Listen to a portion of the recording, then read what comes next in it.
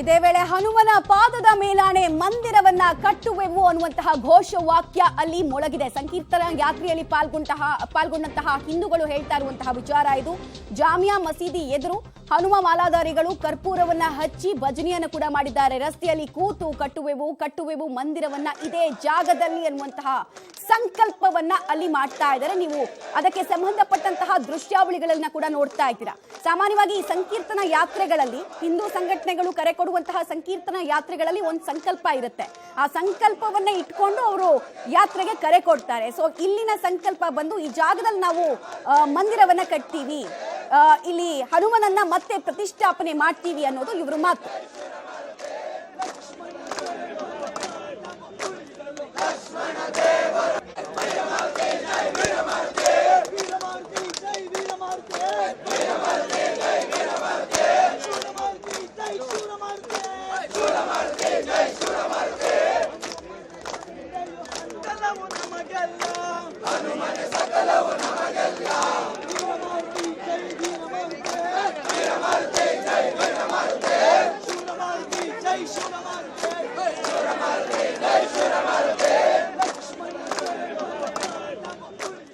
Details ಕೊಡ್ತಾರೆ, ನೇರ ಸಂಪರ್ಕದಲ್ಲಿ ಜಾಯಿನ್ ಆಗ್ತಾರೆ ರೋಹಿತ್. ಈಗ ಸಂಕೀರ್ತನ ಯಾತ್ರೆ ಯಾವ ಹಂತವನ್ನ ತಲುಪಿದೆ ಮತ್ತು ಅಲ್ಲಿರುವಂತಹ ಮಾಲಾಧಾರಿಗಳನ್ನ ಮನವೊಲಿಸುವಲ್ಲಿ ಪೊಲೀಸರ ಪ್ರಯತ್ನ ಯಾವ ಹಂತದಲ್ಲಿದೆ? ಡೀಟೇಲ್ಸ್ ಏನೇನು ಕೊಡ್ತೀರಿ?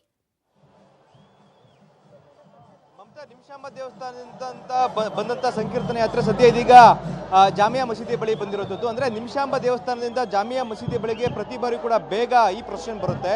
ಆದ್ರೆ ಇಲ್ಲಿಂದ 1-1.5 ಗಂಟೆ ಆದ್ರೂ ಕೂಡ ಈ ಮಸೀದಿಯನ್ನ ಈ ಪ್ರೊಸೆಷನ್ ದಾಟಲ್ಲ.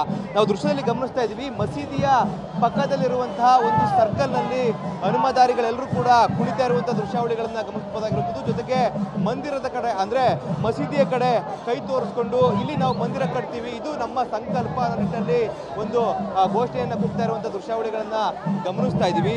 ಪ್ರತಿ ವರ್ಷವೂ ಕೂಡ ಈ ಒಂದು ಸಂಕೀರ್ತನ ಯಾತ್ರೆಯಲ್ಲಿ ಒಂದು ಸಂಕಲ್ಪವನ್ನ ಮಾಡಲಾಗುತ್ತೆ. ಅಂದ್ರೆ ಇದೊಂದು ಹಿಡನ್ ಅಜೆಂಡಾ ಅಂತಂದ್ರೆ ಈ ಒಂದು ಮಸೀದಿಯ ಜಾಗದಲ್ಲಿ ಹಿಂದೆ ಮೂಡಲಬಾಗಿಲು ಆಂಜನೇಯ ಸ್ವಾಮಿ ದೇವಸ್ಥಾನ ಇತ್ತು. ಆ ನಿಟ್ಟಿನಲ್ಲಿ ನಾವು ಮತ್ತೆ ಇಲ್ಲಿ ಮರುಸ್ಥಾಪನೆ ಮಾಡಬೇಕು ದೇವಸ್ಥಾನವನ್ನು ನಿಟ್ಟಿನಲ್ಲಿ ಸಂಕಲ್ಪವನ್ನ ಇಟ್ಕೊಂಡು ಸಾವಿರಾರು ಸಂಖ್ಯೆಯಲ್ಲಿ ಮಾಲಾಧಾರಿಗಳು ಈ ಒಂದು ಯಾತ್ರೆಯಲ್ಲಿ ಭಾಗವಹಿಸ್ತಾರೆ. ಅದೇ ರೀತಿಯಾಗಿ ಈ ವರ್ಷವೂ ಕೂಡ ಸಾವಿರಾರು ಸಂಖ್ಯೆಯಲ್ಲಿ ಮಂಡ್ಯ, ಚಾಮರಾಜನಗರ, ಹಾಸನ, ಮೈಸೂರು, ಕೊಡಗು ಈ ಭಾಗಗಳಿಂದ ಸಾವಿರಾರು ಸಂಖ್ಯೆಯಲ್ಲಿ ಹನುಮ ಮಾಲಾಧಾರಿಗಳು ಬಂದಿಲ್ಲಿ ಈ ಒಂದು ಯಾತ್ರೆಯಲ್ಲಿ ಭಾಗವಹಿಸಿರುವ ದೃಶ್ಯಾವಳಿಗಳನ್ನ ಗಮನಿಸಬಹುದಾಗಿರುವಂತದ್ದು. ಇದೀಗ ಹನುಮಂತನ ಸಾಂಗೆಯಲ್ಲಿ ಡ್ಯಾನ್ಸ್ ಮಾಡ್ತಾ ಇದ್ದಾರೆ. ಇದೇ ಜಾಗದಲ್ಲಿ ಕೆಲ ನಿಮಿಷಗಳ ಹಿಂದೆ ಅಷ್ಟೇ ಪೊಲೀಸರು ಮತ್ತೆ ಹನುಮ ಮಾಲಾಧಾರಿಗಳ ನಡುವೆ ವಾಗ್ದಾಳಿ ಕೂಡ ಆಗಿತ್ತು. ಯಾಕಂದ್ರೆ ದೃಶ್ಯದಲ್ಲಿ ಕಾಣ್ತಾ ಇರುವಂತದ್ದು ಬ್ಯಾರಿಕೇಡ್ ಅನ್ನ ತಳ್ಳಿ ನಾವು ಮಸೀದಿಯ ಭಾಗಕ್ಕೆ ಹೋಗ್ತೀವಿ ಅನ್ನೋ ನಿಟ್ಟಿನಲ್ಲಿ ಹನುಮ ಮಾಲಾಧಾರಿಗಳು ಮುಂದಾಗಿದ್ರು. ಈ ವೇಳೆ ಪೊಲೀಸರು ಮತ್ತೆ ಹನುಮಧಾರಿಗಳ ಮೇಲೆ ವಾಗ್ದಾಳಿ ನಡೆಸಿದ್ರು. ದೃಶ್ಯದಲ್ಲಿ ಗಮನಿಸ್ತಾ ಇರುವಂತದ್ದು ಮಸೀದಿಯ ಕಡೆ ಕೈ ತೋರಿಸ್ಕೊಂಡು ಇಲ್ಲಿ ನಾವು ಮಂದಿರ ಕಟ್ತೀವಿ, ಹನುಮನ ಪಾದದ ಮೇಲಾಣೆ ಮಂದಿರವನ್ನ ಕಟ್ತೀವಿ ಅಂತೇಳಿ ಕೂಡ ಒಂದು ಘೋಷವಾಕ್ಯಗಳನ್ನ ಕೂಗ್ತಾ ಇರುವಂತಹ ದೃಶ್ಯಾವಳಿಗಳನ್ನ ಗಮನಿಸ್ತಾ ಇರುವಂತದ್ದು. ಇವರು ವಾದ ಇಷ್ಟೇನೆ, ಅಂದ್ರೆ ಜಾಮಿಯಾ ಮಸೀದಿ ಏನಿದೆ ಆ ಮಸೀದಿಯ ಜಾಗದಲ್ಲಿ ಹಿಂದೆ ಮೂಡಲಬಾಗಿಲು ಆಂಜನೇಯ ಸ್ವಾಮಿ ದೇವಸ್ಥಾನ ಇತ್ತು. ಆ ನಿಟ್ಟಿನಲ್ಲಿ ಆ ದೇವಸ್ಥಾನವನ್ನ ಒಡೆದು ಮಸೀದಿಯನ್ನು ಕಟ್ಟಿದ್ದಾರೆ. ಆದ್ರಿಂದಾಗಿ ಮತ್ತೆ ನಮಗೆ ಮೂಡಲಬಾಗಿಲು ಆಂಜನೇಯ ಸ್ವಾಮಿ ದೇವಸ್ಥಾನ ಅದೇ ಜಾಗದಲ್ಲಿ ಮರುಸ್ಥಾಪನೆ ಆಗಬೇಕು ಅನ್ನೋ ನಿಟ್ಟಿನಲ್ಲಿ ಆಗ್ರಹಗಳನ್ನ ಮಾಡ್ತಾ ಇರುವುದು. ನಮಗೆ ನ್ಯಾಯ ಒದಗಿಸಿಕೊಡಿ ಅನ್ನೋ ನಿಟ್ಟಿನಲ್ಲಿ ಈ ಒಂದು ಸಂಕೀರ್ತನ ಯಾತ್ರೆಯ ಮೂಲಕವಾಗಿ ಆಗ್ರಹವನ್ನ ಮಾಡ್ತಾ ಇರುವಂತಹ ದೃಶ್ಯಾವಳಿಗಳನ್ನ ಗಮನಿಸ್ತಾ ಇರುವಂತದ್ದು. ಒಂದ್ ಕಡೆ ಮಾಲಾಧಾರಿಗಳು ಈ ರೀತಿಯಾದಂತಹ ಆಗ್ರಹವನ್ನ ಮಾಡ್ತಾ ಇದ್ರೆ, ಮತ್ತೊಂದ್ ಕಡೆ ಯಾವುದೇ ರೀತಿಯಾದಂತಹ ಅಹಿತಕರ ಘಟನೆಗಳು ಜರುಗಬಾರದು ನಿಟ್ಟಿನಲ್ಲಿ ಬಿಗಿ ಪೊಲೀಸ್ ಭದ್ರತೆಯನ್ನ ಮಾಡಲಾಗಿರುವಂತದ್ದು. SP ಆದಂತಹ ಯತೀಶ್ ಅವರ ನೇತೃತ್ವದಲ್ಲಿ ಈ ಒಂದು ಮಸೀದಿಯ ಸುತ್ತ ಜೊತೆಗೆ ಇಡೀ ಶ್ರೀರಂಗಪಟ್ಟಣದ ರಸ್ತೆಯ ಉದ್ದಕ್ಕೂ ಕೂಡ ಇದೇ ರೀತಿಯಾದಂತಹ ಬಿಗಿ ಭದ್ರತೆಯನ್ನ ಮಾಡಿಕೊಳ್ಳಲಾಗಿದೆ.